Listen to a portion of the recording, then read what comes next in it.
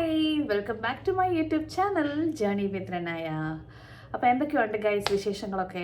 നിങ്ങളുടെ ഓണം അതൊക്കെ എവിടെ വരെ ആയി? എൻ്റെ ഓണം ഇങ്ങനെ പടിക്കലെത്തി നിൽക്കുകയാണ്. നല്ല രീതിയിൽ വരട്ടെ എന്ന് ഞാനും ആഗ്രഹിക്കുന്നു.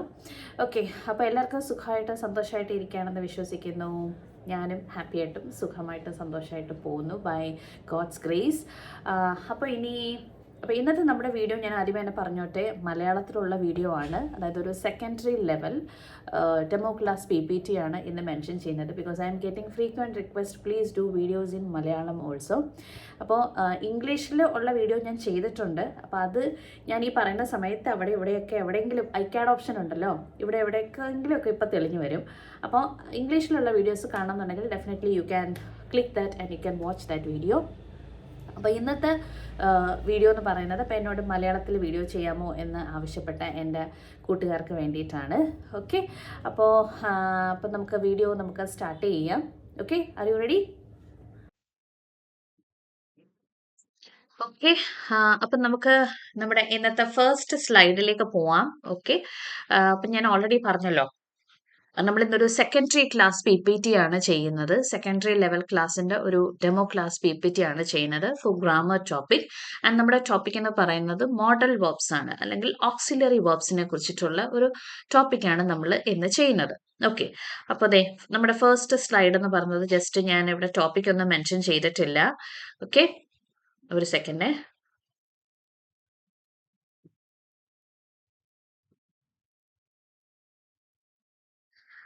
ഓക്കെ, ഞാൻ ഇവിടെ ടോപ്പിക് ഒന്നും മെൻഷൻ ചെയ്തിട്ടില്ല. Just department of English topic നമ്മൾ മെൻഷൻ ചെയ്യേണ്ട ആവശ്യമില്ല കേട്ടോ. അപ്പൊ ഗ്രാമർ കാരണം സ്റ്റാർട്ടർ ആക്ടിവിറ്റി ഉള്ളത് കൊണ്ടാണ് നമ്മൾ ടോപ്പിക് അവിടെ മെൻഷൻ ചെയ്യാത്തത്. ഓക്കെ, അപ്പൊ അതേ ഗ്രാമർ അങ്ങനെയുള്ള സംഗതികൾ മാത്രമേ വെച്ചിട്ടുള്ളൂ. അപ്പൊ ഇനി ടോപ്പിക് ഒക്കെ ഇനി നമ്മൾ മെൻഷൻ ചെയ്യത്തതേ ഉള്ളൂ.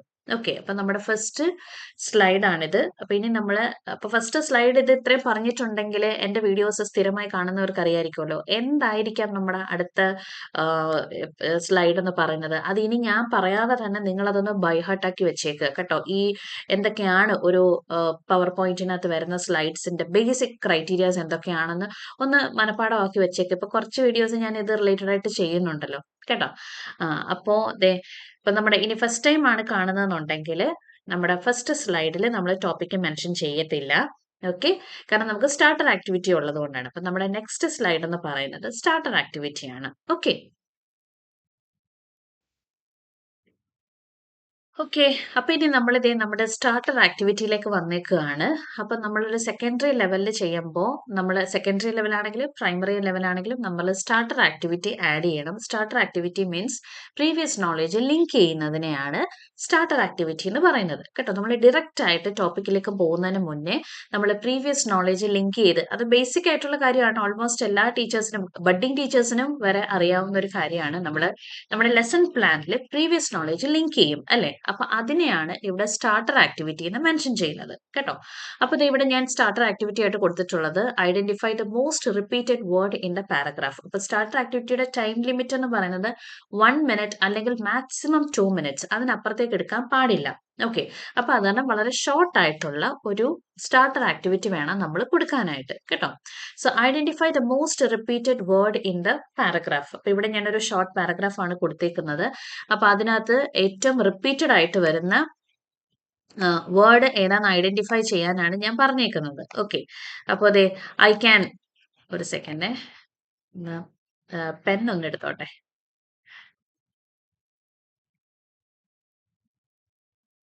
Okay, I can wake up early in the morning to finish my homework. Again, എന്താണ്, I can ask my teacher if I do not understand a lesson. My friends can help me prepare for the school competition. Then again വീണ്ടും can ആണ് വന്നേക്കുന്നത്. We can practice together every evening to improve our skills with hard work and teamwork. Again, we can achieve great success. അപ്പൊ ഇതാണ് ഞാൻ ഇവിടെ ഒരു starter activity ആയിട്ട് കൊടുത്തിട്ടുള്ളത്, ഒരു ഷോർട്ട് പാരഗ്രാഫ്. ആൻഡ് അതിൽ നിന്ന് identify the most repeated word in the paragraph. അപ്പൊ കുട്ടികൾ ഉറപ്പായിട്ടും ക്യാൻ എന്ന് പറയും. ഓക്കെ, പറയും. അതെന്തായാലും കാരണം അണ്ടർസ്റ്റുഡ് ആണ്. ക്യാൻ ആണല്ലോ ഇവിടെ റിപ്പീറ്റഡ് ആയിട്ടുള്ള വേർഡ് എന്ന് പറയുന്നത്. അപ്പൊ അങ്ങനെയാണ് നമ്മൾ ടോപ്പിക്കിൽ ലിങ്ക് ചെയ്യുന്നത്. അപ്പൊ ക്യാൻ എന്ന് പറയുന്നത് ഗ്രേഡ് 8ലെ കുട്ടികളാണ്. So they have already studied about model verbs. അപ്പൊ അത് ഏത് കാറ്റഗറിയിൽ വരുന്ന വേർബ് ആണെന്ന് ചോദിച്ച് ലിങ്ക് ചെയ്യുക. അപ്പൊ അവർ പറയും it is modal verb. Okay, അല്ലെങ്കിൽ ഓക്സിലിയറി വേർബ്സിൽ വരുന്ന ഹെൽപ്പിംഗ് വേർബ്സിൽ വരുന്ന കാറ്റഗറി ആണെന്ന് അവർ പറയും. This is how we are integrating or this is how we are linking with the previous knowledge കേട്ടോ.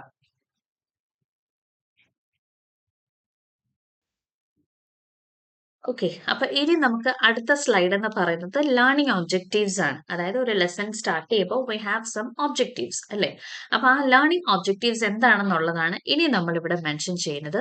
സോ ഞാൻ ഇവിടെ 3 ലേണിംഗ് ഒബ്ജക്റ്റീവ്സ് ആണ് പറഞ്ഞിട്ടുള്ളത്. അപ്പൊ അതെന്താണെന്നുള്ള കാര്യം നമുക്ക് നോക്കാം. Okay, so 3 learning objectives are there. Identify modal verbs, then define modal verbs and list the different uses of modals. പിന്നെ പറഞ്ഞേക്കുന്നത് എന്താണ്? Use modals with its meaning in written and spoken language. Okay, അപ്പൊ ഇത് ഇത്രയുമാണ് ഞാൻ ഇവിടെ ഇതായിട്ട് പറഞ്ഞിട്ടുള്ളത്, ലേണിംഗ് ഒബ്ജക്റ്റീവ്സ് ആയിട്ട് പറഞ്ഞിട്ടുള്ളത്. ഒന്ന് ഐഡന്റിഫൈ ചെയ്യുക, പിന്നെ ഒന്ന് ഡിഫൈൻ ചെയ്യുക, പിന്നെ അതിനുശേഷം അത് യൂസ് ചെയ്യാനായിട്ട് പഠിക്കുക കേട്ടോ. അപ്പൊ ഈ ഒരു കാറ്റഗറിയിലായിരിക്കണം ലേണിംഗ് ഒബ്ജക്റ്റീവ്സ് പോവേണ്ടത് കേട്ടോ. അല്ലാതെ ആദ്യമേ കയറി യൂസ് മോഡൽസ് എന്നുള്ള കാര്യം പറയരുത്. കാരണം കുട്ടി ആദ്യം ഐഡന്റിഫൈ ചെയ്തു, പിന്നെ അത് ഡിഫൈൻ ചെയ്ത്, പിന്നെ അതിനുശേഷം അത് യൂസ് ചെയ്യാനായിട്ട് പഠിക്കുകയാണ് കേട്ടോ. അപ്പൊ അങ്ങനെയാണ് നമ്മൾ ലേണിംഗ് ഒബ്ജക്റ്റീവ്സ് സെറ്റ് ചെയ്യേണ്ടുള്ളത്. ഓക്കെ, അപ്പൊ ഇനി നമ്മുടെ അടുത്ത സ്ലൈഡ് എന്ന് പറയുന്നത് നമ്മൾ ഇനി മോഡൽ വേർബ്സ് എന്താണെന്നുള്ള കാര്യം മെൻഷൻ ചെയ്യാണ്. Okay, so what are modal verbs എന്നുള്ളതാണ് നമ്മളുടെ അടുത്ത സ്ലൈഡ് എന്ന് പറയുന്നത്. അപ്പൊ we are moving to the topic. നമ്മൾ സ്റ്റാർട്ടർ ആക്ടിവിറ്റി കഴിഞ്ഞു, ലേണിംഗ് ഒബ്ജക്റ്റീവ്സ് കഴിഞ്ഞു, again we are moving to the topic. അപ്പൊ ദേ ആർ മോഡൽ ഓക്സിലറി എന്താണെന്നുള്ള കാര്യം നമ്മളിവിടെ മെൻഷൻ ചെയ്യാണ്. So modal verbs are auxiliary verbs. കണ്ടല്ലോ, ഓക്സിലറി മീൻസ് ഹെൽപ്പിംഗ് വേർബ്സ് എന്നാണ്. Auxiliary verbs that provide additional and specific meaning to the main verb of the sentence. Okay, പിന്നെ ഞാൻ ഒരു പോയിന്റും കൂടി ആഡ് ചെയ്തിട്ടുണ്ട്. Modal verbs are sometimes referred to as modal auxiliary verbs because they help other verbs. Main വേർബിനെ support ചെയ്യാൻ വേണ്ടിയിട്ടാണ് actually model verbs നിൽക്കുന്നത്. അത് ഞാൻ പറയേണ്ട ആവശ്യമില്ല, ഇത് കാണുന്ന എല്ലാ ടീച്ചേഴ്സിനും അറിയാവുന്ന സംഗതിയാണ്. അപ്പം ഞാൻ കൂടുതൽ അതിനെ പറ്റിയിട്ട് എക്സ്പ്ലെയിൻ ചെയ്യുന്നില്ല കേട്ടോ. അപ്പൊ ഞാൻ ജസ്റ്റ് PPT ഒന്ന് റെഫർ ചെയ്ത് പോകുന്നതേ ഉള്ളൂ. ഓക്കെ, അപ്പൊ മോഡൽ വേർബ്സിന് എന്താണെന്നുള്ള കാര്യം ഞാൻ പറഞ്ഞിട്ടുണ്ടല്ലോ. Teachers talk should be always less. അതാണ് നമുക്ക് വലിച്ച് പരത്തി പറഞ്ഞുകൂടാ. വളരെ മിനിമൽ ആയിട്ടുള്ള 2 പോയിന്റ്സ് ആഡ് ചെയ്യുക, എന്നാൽ അതിനകത്തെല്ലാം ഇൻക്ലൂഡ് ആവുകയും വേണം. ഓക്കെ, ഇനി മോഡൽ വേർബ്സ് ഏതൊക്കെയാണ് എന്നുള്ള കാര്യം ഇവിടെ മെൻഷൻ ചെയ്തിട്ടുണ്ട്. ക്യാൻ ഉണ്ട്, കുഡ് ഉണ്ട്, may, might, must, shall, should, will, would, ought to. ഇത് ഇത്രയുമാണ് മോഡൽ വേർബ്സ് എന്നുള്ള കാര്യം നമ്മളിവിടെ മെൻഷൻ ചെയ്തിട്ടുണ്ട്. അപ്പൊ ആ ഒരു സ്ലൈഡിൽ അത്രയും മതി കേട്ടോ. അപ്പൊ ഇനി നമ്മൾ നമ്മുടെ അടുത്ത സ്ലൈഡിലേക്ക് പോവാണ്. സോ അപ്പൊ നമ്മൾ ഇനി മോഡൽസ് എന്ന് പറയുന്ന ടോപ്പിക്ക് ഡീറ്റെയിൽ ആയിട്ട് ഡിസ്കസ് ചെയ്യാൻ പോവാണ്. ഡീറ്റെയിൽ എന്ന് പറയുമ്പോൾ ഞാൻ ഓൾറെഡി പറഞ്ഞിട്ടുണ്ട്, ടീച്ചേഴ്സ് ടോക്ക് കുറവായിരിക്കണം, പക്ഷേ എല്ലാ കാര്യങ്ങളും അതിനകത്ത് ഇൻവോൾവ് ആവുകയും വേണം. ഈ ഒരു PPT ആണ് നമ്മുടെ തുറുപ്പ് ചീട്ടെന്ന് പറയുന്നത് കേട്ടോ. അപ്പൊ ഇതിനകത്ത് നമ്മൾ ഓവർ ആക്കാനും പാടില്ല, എന്നാൽ വളരെ പ്ലെയിൻ ആവാനും പാടില്ല കേട്ടോ. അപ്പൊ നമ്മൾ മോഡൽ ഓക്സിലറീസ് എന്താണെന്നുള്ള കാര്യം പറഞ്ഞു. ഇനി അതിനുശേഷം നമ്മുടെ നെക്സ്റ്റ് സ്ലൈഡ് എന്ന് പറയുന്നത് അതിന്റെ യൂസ് എന്താണ്, മോഡൽസ് എവിടെയൊക്കെ നമ്മൾ യൂസ് ചെയ്യുന്നു എന്നുള്ള കാര്യമാണ് നമ്മൾ ഇനി ഈ സ്ലൈഡിൽ മെൻഷൻ ചെയ്യാൻ പോകുന്നത്. ഓക്കെ, അപ്പൊ നമ്മൾ അതിന്റെ കാര്യം മെൻഷൻ ചെയ്യുമ്പോൾ എന്തൊക്കെ നമ്മൾ ഓർത്ത് വെച്ചേക്കണം. See, modals are used to എന്തൊക്കെ വേണ്ടിയിട്ടാണ്? ആസ്ക് പെർമിഷന് വേണ്ടിയിട്ട് നമ്മൾ യൂസ് ചെയ്യുന്നുണ്ട്. പിന്നെ അതേപോലെ മേക്ക് എ റിക്വസ്റ്റ്, അപ്പോൾ ഒരു റിക്വസ്റ്റിന് വേണ്ടിയിട്ട് നമ്മൾ യൂസ് ചെയ്യുന്നുണ്ട്. പിന്നെ അതേപോലെ എക്സ്പ്രസ് എ പോസിബിലിറ്റിക്ക് വേണ്ടി യൂസ് ചെയ്യുന്നുണ്ട്. ഗീവ് അഡ്വൈസ് ഓർ സജഷൻസ്, അതേപോലെ എക്സ്പ്രസ് നെസസിറ്റി ഓർ കമ്പൽഷൻ. അപ്പൊ ഇങ്ങനെ ഉള്ള കാര്യങ്ങൾക്കെല്ലാം വേണ്ടിയിട്ട് നമ്മൾ മോഡൽസ് യൂസ് ചെയ്യാറുണ്ട് എന്നുള്ള കാര്യം നമ്മൾ PPTയിൽ മെൻഷൻ ചെയ്യുക. അതേപോലെ എപ്പോഴും ഓർത്ത് വെച്ചേക്കുക, ഇത് കുട്ടികളെ കൊണ്ട് തന്നെ ഒന്ന് വായിപ്പിക്കാനായിട്ടും കൂടെ ശ്രദ്ധിച്ചോളുക കേട്ടോ. നമ്മൾ പറയുന്നതിൽ നല്ലത് അവരെ കൊണ്ട് തന്നെ പറയുക. അപ്പൊ PPTക്കകത്ത് ഈ കാര്യങ്ങളെല്ലാം ഇൻവോൾവ് ആവുകയും ചെയ്തു. മെയിൻ ആയിട്ടുള്ള പോയിന്റ്സ് മാത്രമേ നമ്മൾ ഇൻക്ലൂഡ് ചെയ്തിട്ടുള്ളൂ കേട്ടോ. എന്നിട്ട് അപ്പൊ ഒരുപാട് ഡീറ്റെയിൽ ആയിട്ട് നമ്മൾ അതിനെപ്പറ്റി പറയാനും പാടില്ല, എന്ന കാര്യങ്ങളെല്ലാം ഇൻവോൾവ് ആവുകയും ചെയ്തിട്ടുണ്ട്. ആ രീതിയിൽ വേണം നമ്മൾ PPT ഫ്രെയിം ചെയ്യാനായിട്ട് കേട്ടോ. അപ്പൊ അതെ, മെയിൻ പോയിന്റ്സ് മാത്രമേ ഞാൻ അതിൽ ആഡ് ചെയ്തിട്ടുള്ളൂ കേട്ടോ. ഓക്കെ. അപ്പൊ നമ്മുടെ ഈ സ്ലൈഡ് എന്ന് പറയുന്നതും നമ്മുടെ കഴിഞ്ഞ സ്ലൈഡിന്റെ റെപ്പറ്റീഷൻ തന്നെയാണിത്. ഓക്കെ. മോഡൽസ് എവിടെയൊക്കെ യൂസ് ചെയ്യുന്നു എന്നുള്ള കാര്യമാണ് ഇവിടെ പറയുന്നത്. Okay. So modals are used to എന്തിനൊക്കെ വേണ്ടിയിട്ടാണ്? Express prohibition, then express a promise or intention, then express a wish. അപ്പം ഇത്രയും കാര്യങ്ങൾക്ക് വേണ്ടിയിട്ടാണ് നമ്മൾ മോഡൽസ് യൂസ് ചെയ്യാറുള്ളത് എന്ന് പറഞ്ഞിട്ടുള്ള ഒരു സ്ലൈഡും കൂടെ ആഡ് ചെയ്യണം. അതായത് ഇത് കഴിഞ്ഞ സ്ലൈഡിന്റെ റെപ്പറ്റീഷൻ തന്നെയാണിത് കേട്ടോ. അപ്പൊ ഇത്രയും കാര്യങ്ങൾ പറഞ്ഞുകൊണ്ടാണ് നമ്മൾ നമ്മുടെ PPTയുടെ ആ ഒരു നമ്മുടെ ടോപ്പിക് മോഡൽസ് എന്ന് പറഞ്ഞ ടോപ്പിക്കിലേക്ക് നമ്മൾ ഡെപ്ത് ആയിട്ട് പറയുന്നത് കേട്ടോ. അപ്പൊ ഇനി നമ്മുടെ അടുത്ത സെക്ഷൻ എന്ന് പറയുന്നത് ആക്ടിവിറ്റി സെഷൻ ആണ്. ഓക്കെ. അപ്പോൾ ഇവിടെ ഈ PPTയിൽ ഞാൻ 2 ടൈപ്പ് ഓഫ് ആക്ടിവിറ്റി ഫ്രെയിം ചെയ്തിട്ടുണ്ട്. ഇപ്പൊ ഞാൻ ചെയ്യുന്ന PPTക്കകത്തെല്ലാം 2 ടൈപ്പ് ഓഫ് ആക്ടിവിറ്റി വെച്ച് തന്നെയാണ് ഞാൻ ചെയ്യുന്നത്. അപ്പോൾ ഇത് ഫസ്റ്റ് കാറ്റഗറി ഓഫ് ആക്ടിവിറ്റി ആണ്. അതായത് ഈ ഒരു ഡെമോ ക്ലാസ്സിനൊക്കെ പോകുമ്പോൾ ഗ്രൂപ്പ് ആക്ടിവിറ്റി കൊടുക്കാൻ കുറച്ച് ഭയം ഉള്ള ആൾക്കാർ, അവർക്ക് വേണ്ടിയിട്ടാണ് ഇങ്ങനെ ഒരു വർക്ക്ഷീറ്റ് മോഡൽ ആക്ടിവിറ്റി ഫ്രെയിം ചെയ്യുന്നത്. ഇത് ഞാനിപ്പോൾ നെറ്റിൽ നിന്ന് തന്നെ ഡൗൺലോഡ് ചെയ്തെടുത്തതാണ് കേട്ടോ. അപ്പൊ ഇതേപോലെയുള്ള ഒരു വർക്ക്ഷീറ്റ് മോഡൽ ആക്ടിവിറ്റി നമുക്ക് ആഡ് ചെയ്യാവുന്നതാണ്. ഓക്കെ. ഗ്രൂപ്പ് ആക്ടിവിറ്റി കൊടുക്കാൻ പറ്റുമെങ്കിൽ അതാണ് എപ്പോഴും ബെസ്റ്റ്. ഇനി അത് നിങ്ങൾ കോൺഫിഡന്റ് അല്ല എന്നുണ്ടെങ്കിൽ ഗ്രൂപ്പ് ആക്ടിവിറ്റിക്ക് പോവാതെ ഇരിക്കുക, പ്രത്യേകിച്ച് ഡെമോ സെഷന്. ഓക്കെ. ഡെമോ സെഷന് നമ്മൾ ഗ്രൂപ്പ് ആക്ടിവിറ്റി കൊടുക്കുന്നതിലുപരി നമ്മൾ ക്ലാസ്സിലെ കുട്ടികളുമായിട്ട് എങ്ങനെ ഇന്ററാക്ട് ചെയ്യുന്നു, കുട്ടികൾക്ക് മനസ്സിലാവുന്നുണ്ടോ എന്നൊക്കെ ഉള്ള കാര്യങ്ങളായിരിക്കുമല്ലോ അവർ കൂടുതലും അസസ് ചെയ്യുന്നത്. അപ്പൊ നിങ്ങൾ കോൺഫിഡന്റ് അല്ല എന്നുണ്ടെങ്കിൽ ഗ്രൂപ്പ് ആക്ടിവിറ്റി ആയിട്ട് പോവാതെ ഇരിക്കുക. അപ്പോൾ നിങ്ങൾക്ക് ഇതേപോലെ വർക്ക്ഷീറ്റ് ആയിട്ടുള്ള ഒരു ജനറൽ ആയിട്ടുള്ള ആക്ടിവിറ്റിയാണ്. എല്ലാ കുട്ടികളും സെയിം ആക്ടിവിറ്റി തന്നെയാണ് ചെയ്യുന്നത്. ആ ഒരു ടൈപ്പ് ഫോളോ ചെയ്യാം. പിന്നെ ഒരു കാര്യം കൂടി ശ്രദ്ധിച്ചേക്കുക. ഈ ഒരു സ്ലൈഡ് നിങ്ങൾ വൺസ് പ്രസന്റ് ചെയ്തതിന് ശേഷം, ആക്ടിവിറ്റി ചെയ്തതിന് ശേഷം ഇതിന്റെ ആൻസർ കീയും കൂടെ ഷെയർ ചെയ്യാനായിട്ട് മറക്കരുത്. ഈ PPTയിൽ ഞാനിപ്പോൾ അത് ഷെയർ ചെയ്തിട്ടില്ല. അപ്പോൾ നിങ്ങൾ ചെയ്യുന്ന സമയത്ത്, കാരണം നമ്മളൊരു ആക്ടിവിറ്റി ചെയ്യിച്ചാൽ മാത്രം പോരല്ലോ, നമ്മളത് കറക്ഷനും കൂടെ നടക്കണ്ടേ. അപ്പോൾ അങ്ങനെ ഒരു സ്ലൈഡും കൂടി ആഡ് ചെയ്തേക്കുക കേട്ടോ. ഇതിന്റെ ആൻസേഴ്സും കൂടെ വെച്ചിട്ടുള്ള ഒരു സ്ലൈഡും കൂടി കാണിക്കുന്നത് പോലെ ആക്ട് ചെയ്യണം. ഓക്കെ.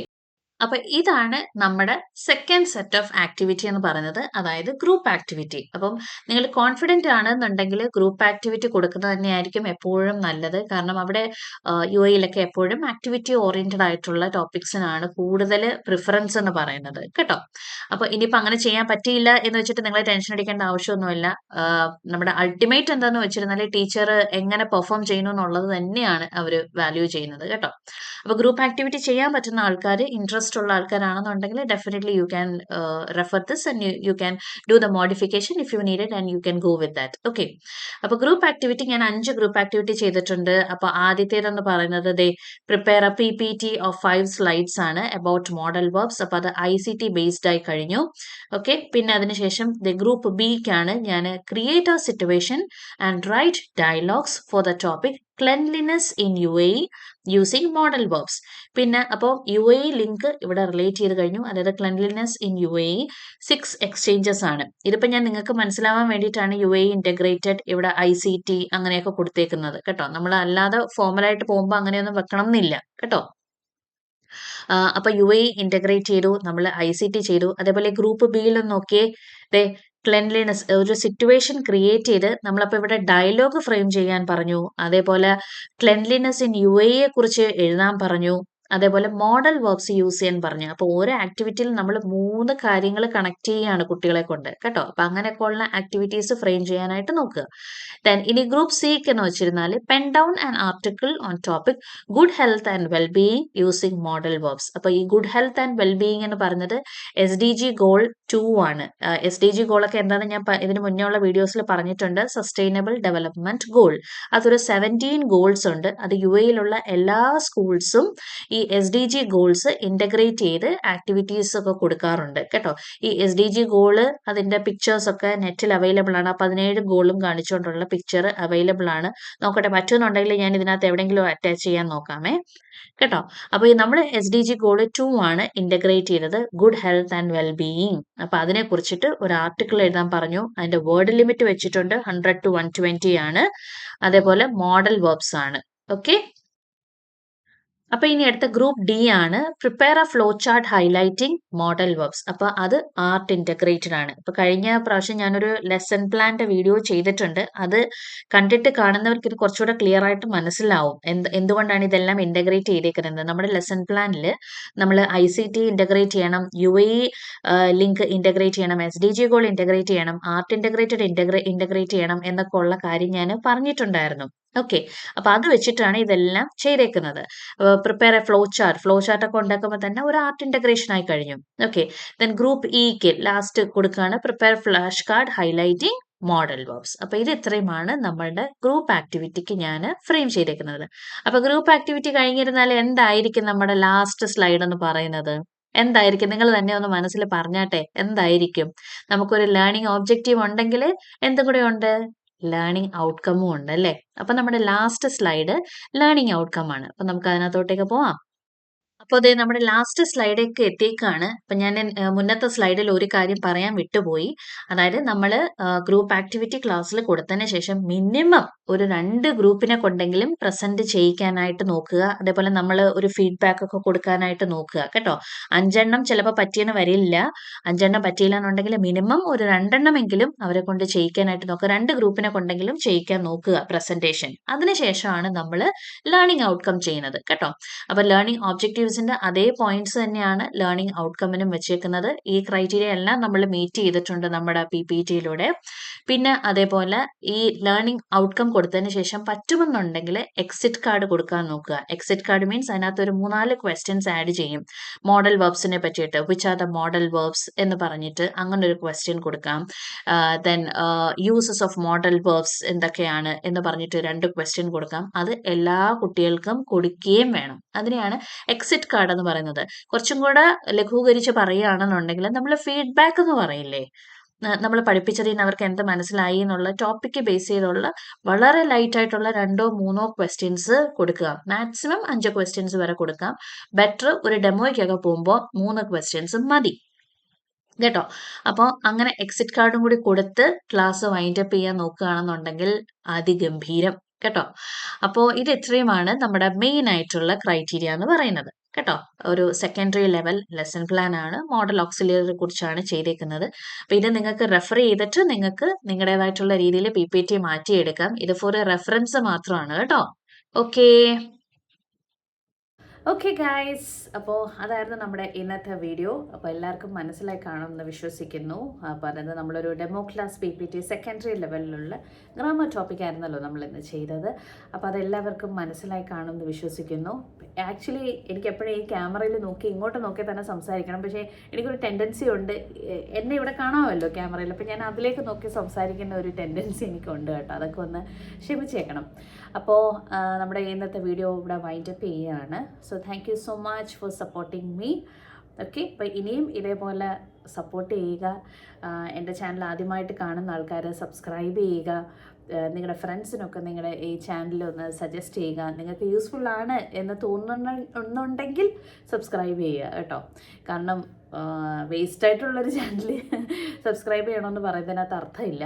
അപ്പോൾ എന്നെക്കൊണ്ട് കഴിയുന്ന രീതിയിൽ ഞാൻ എനിക്കറിയാവുന്ന കാര്യങ്ങളും എൻ്റെ ഒരു ഷോർട്ട് ഇയേഴ്സ് ഓഫ് എക്സ്പീരിയൻസ് വെച്ചിട്ടുള്ള കാര്യങ്ങളുമാണ് ഞാൻ ഷെയർ ചെയ്യുന്നത്. ഓക്കെ, അപ്പം അത് വെച്ചിട്ട് എനിക്കറിയാവുന്ന കാര്യങ്ങളൊക്കെ ഞാൻ ഷെയർ ചെയ്യുന്നുണ്ട്. അപ്പോൾ എന്തെങ്കിലും നിങ്ങൾക്കത് യൂസ്ഫുൾ ആണ് എന്ന് തോന്നുന്നുണ്ടെങ്കിൽ എൻ്റെ ചാനൽ സബ്സ്ക്രൈബ് ചെയ്ത് സപ്പോർട്ട് ചെയ്യുക. ആദ്യമായിട്ടൊക്കെ കാണുന്ന ആൾക്കാരോടാണ് പ്രത്യേകിച്ച് ഞാൻ അങ്ങനെ എടുത്ത് പറയുന്നത് കേട്ടോ. അപ്പോൾ താങ്ക് യു സോ മച്ച്. അപ്പോൾ എല്ലാവർക്കും ഇപ്പോഴേ തന്നെ അഡ്വാൻസ് ഓണം വിഷസ് ഞാൻ പറയുകയാണ് കേട്ടോ. ബൈ.